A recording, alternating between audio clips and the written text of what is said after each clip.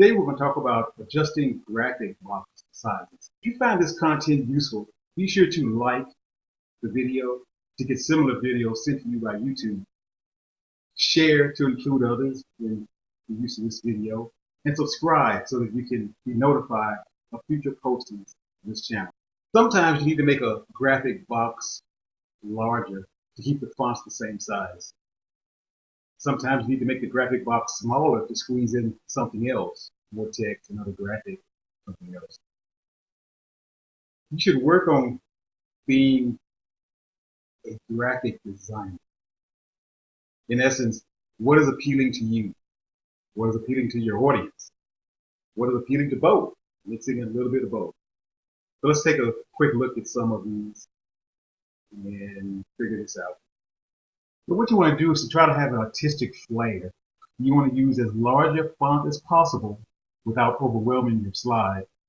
Use bright, bold colors, bold often, underline seldomly, and italicize even less, in my humble opinion. You want to try a technique that you've not used before, rotating a box slightly, using 3D features, using word art. But let's just get right into it. Okay, let's make this one go away. You can get some more room. First of all, let's talk about images. This is text, as you can see. This is the okay. The issue with images is that if you pull from a corner, the aspect ratio, the width and the height stays in proportion. But once you start adjusting it from a non-corner, notice how it sort of squishes or squishes the video or the image. And you go back. The same thing if you go left or right. Now this is important if you're a graphic designer for a newsletter or something and you got so much space, but then you want to go and crop accordingly to make the image appear more normal. So now if we rotated this box and reduce the size of it a little bit, we get it overhanging. That doesn't look bad. That looks better. But it just kind of depends on whether you want to do. And as I said, you can always crop.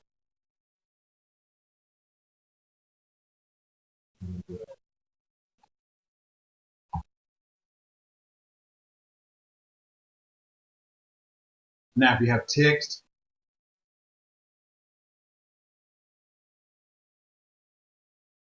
get to my graphic there. If you have text, you can highlight it and make it bigger. And what I found also works when you highlight the box, use the arrow keys to make it move in real small increments. As you can see, you blow this up a little bit more. 60, 70, that's all. So the options you have are to increase the text where it's too big. Then you can increase the box, but then will it fit accordingly? And if not, you can always grab the graphic behind you and either stretch it, sometimes works. Or if that doesn't work, you can make it fatter or higher, and then bring the text in the center. Then you can add more text depending on how many words you have or how many letters and the size. That's still too big, so you want to reduce the text size now. That's another thing. Not too big. I want to go down one more size. And then move it over to the right just a little bit. Where it ends up or down is your preference on what you like. Change the color of the white, and there you have it. And you can rotate the text, give it some flare, just whatever you want to do. You can adjust this box to be bigger. Maybe you want to add a couple of more numbers.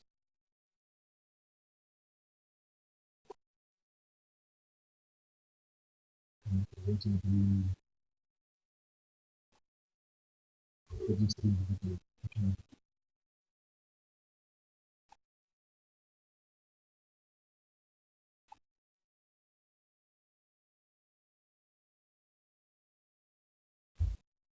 Okay, so that's text. Now, as far as graphics, on top of graphics here, I have a three-dimensional lock on top of a triangle, and I have it perfectly sized. Or if I make the lock smaller, and I'm keeping the aspect ratio the same, I'm reducing it from one of the corner handles. These dots are called handles. Then it's, oops, I'm trying to rotate it. Oops, right. Then that's another thing. With these 3D images, you want to grab it definitely from the outer edge. And you can see how you just move it. You can also copy an image by pressing Control C and then Control V as in Victor. You have another image. And another image you can put someplace else. Now that's still too small, so let's make the background graphic larger. And block over. And if you want to do something with your images,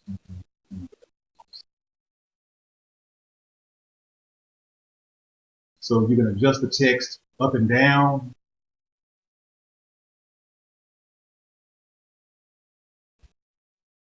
You can use 3D. We didn't have an example of 3D text. You can use word art. You basically want it to pop to the viewer. You want the slides to pop to the viewer. You want it to be, wow, that's impressive. That really catches my attention. That's blowing me over. I mean, you can change the background colors as we talked about in the past. You can make these text a little more bolder, maybe red on blue or yellow on blue.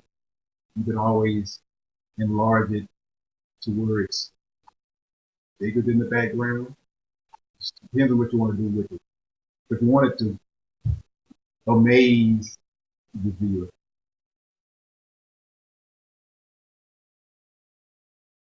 So that is it for adjusting the size of a graphic box.